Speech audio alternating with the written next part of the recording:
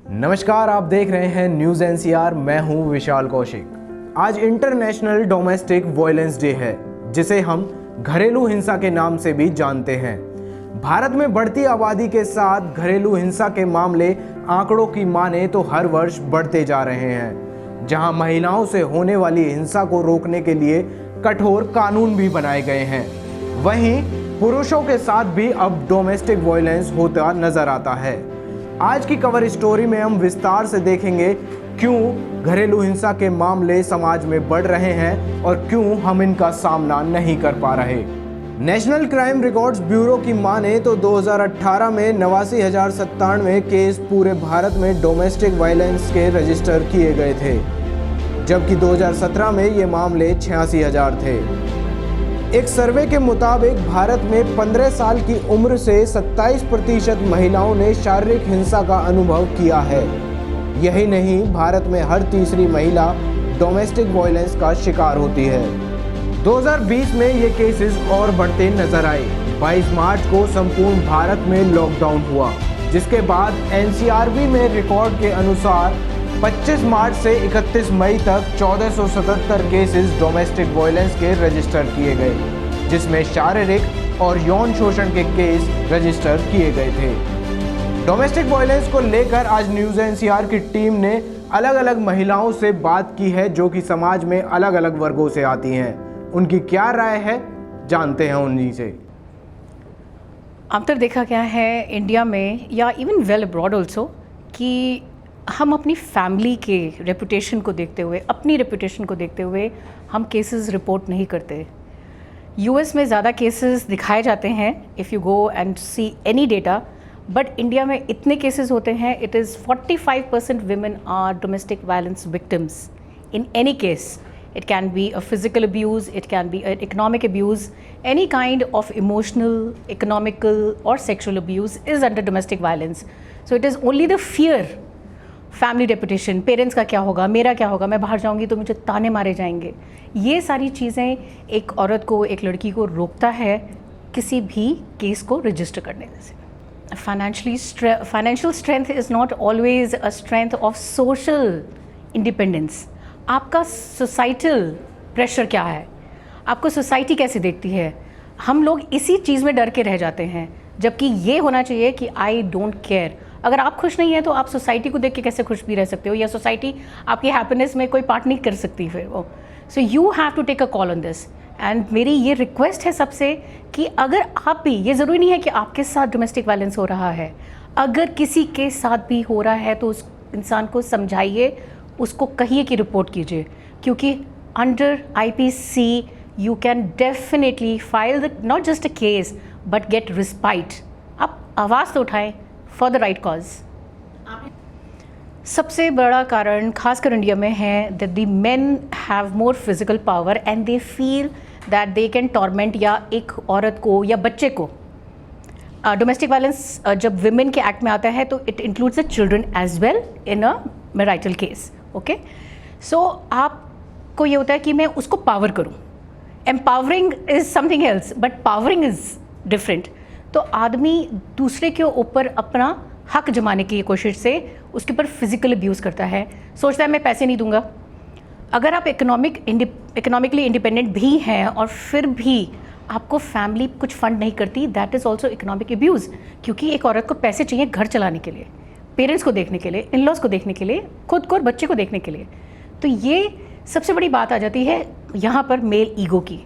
ऐसा नहीं है कि आदमियों के साथ डोमेस्टिक वायलेंस नहीं होता, उनके साथ भी होता है, उनको भी रिपोर्ट करना चाहिए। But most of the cases it is an psychological impact and हमारा मेंटल मेकअप क्या है, how we have been brought up. अगर उन्होंने फैमिली में स्ट्रेंथ देखी है, पेरेंट्स ने राइट वैल्यूज़ दिए हैं, those man will never ever do anything which goes against them, specially against domestic violence. तो जहाँ तक मुझे लगता है कि हम औरतों को या जितनी भी हमारे भारत की जनता है बहुत सारे लोग हैं जिनको अपने अधिकारों के बारे में पता ही नहीं है। अगर मैं कहूँ तो शायद अगर मैं किसी ऐसी चीज़ से नहीं गुजरी तो मुझे भी नहीं पता होगा कि हमारे अधिकार कहाँ हैं और कितनी रिस्पॉन्सिबिलिटीज़ के साथ हम उन अधिकारों का प्रयोग करते हुए हमें ये पता हो कि ये चीज़ जो है ये हमारे दायरे से बाहर है, इसको हमें नहीं झेलना चाहिए या इसको हमें नहीं सहना चाहिए। अगर हमें वो पता होगा तो जब वो कोई चीज़ ऐसी हमारे साथ होती है तो हम उसको पहली बार में रोक पाएंगे। और अगर हमने पहली बार में आवाज़ उठा दी तो मुझे लगता है कि आगे की ज़िंदगी आपको उन चीज़ों से, उन दर्दों से नहीं गुजरना पड़ेगा और अपनी ज़िंदगी को आप बेहतर तरीके से जी सकते हैं। कभी कभी ऐसा होता है कि आपके साथ आपके परिवार की इज्जत चलती है, बचपन से आपकी परवरिश ऐसे की जाती है कि आपको अपने परिवार की नाक नीचे नहीं होने देनी है, उसको अपने परिवार की पगड़ी को संभाल के रखना है। तो वो उस लहजे में मैं बोल सकती हूँ कि उस परिवार की इज्जत के लिए वो सहती हैं। 90% तो बच्चों के लिए, कि बच्चों का फ्यूचर ना बिगड़ जाए, बच्चों का फ्यूचर ना बर्बाद हो जाए, क्योंकि जो ब्रोकन फैमिलीज होती हैं उनके बच्चे ऑब्वियसली इतने प्यार से नहीं पले होते हैं, तो अपने बच्चों के फ्यूचर के लिए उन्हें चुप रहना पड़ता है। I think in spite of financially independent होने के बावजूद भी जो आई थिंक विमेन सफ़र करती हैं और बर्दाश्त करती हैं डोमेस्टिक वायलेंस, मेरे हिसाब से एक तो उनकी कंडीशनिंग वैसी हुई होती है। उनको घर वालों ने यही बोला होता है कि that now you are married, तो फाइनली आपका अब यही घर है, नो मैटर कुछ भी हो आपको यहाँ एडजस्ट करना है। Then because of their kids, belief system ऐसा है, बिलीफ ऐसा है कि that they can't get away, being with a man, being with the husband, they are more safe and secure. अगर वो अकेली होंगी तो उनका माइंडसेट ऐसा है कि वो बाहर अगर अकेली है तो औरत अनसेफ है। घर में वो एक इंसान के साथ जो है वायलेंस और सब कुछ जो है बर्दाश्त कर लेती है, लेकिन बाहर वो सोसाइटी को इतना अकेले फेस करने में तैयार नहीं है। एंड उनकी प्रायोरिटीज फिर बच्चे भी हो जाते हैं। वो एक इमोशनल और उस सपोर्ट को लेके अपने बच्चों को सिक्योर फील करना चाहती है। मैं ये समझती हूँ कि इसका पहला कारण तो ये है कि कंडीशनिंग। औरतें जो भी होती हैं जब वो बड़ी हो रही होती हैं, उन एज अ गर्ल उनको मदर को उन्होंने देखा होता है पिटते हुए और ये वायलेंस सेंस करते हुए, और कभी भी वो बोलती नहीं है इसके अगेंस्ट या फिर नहीं ऊंचा कर पाती हैं। और दूसरा कारण मुझे लगता है कि सोशल स्टिग्मा कि बाहर आएंगी, अगर वो बाहर आके बोलेंगे किसी को, सबसे पहले वो घर में ही बात करती हैं अपनों से, सब बोलते हैं हमारे साथ भी तो ऐसा होता है, अरे एक थप्पड़ की तो बात है, एक थप्पड़ मार भी दिया तो क्या हो गया।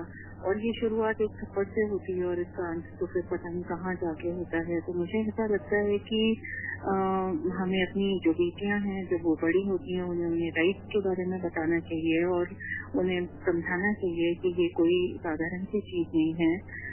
इसको एक्सेप्ट करने का मतलब ये है कि हम।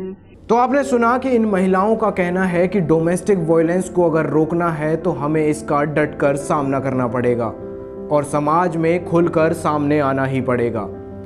अंत जो महिलाएं इसका विरोध नहीं करती वो इसे बढ़ावा दे रही हैं और समाज को और कमज़ोर कर रही हैं।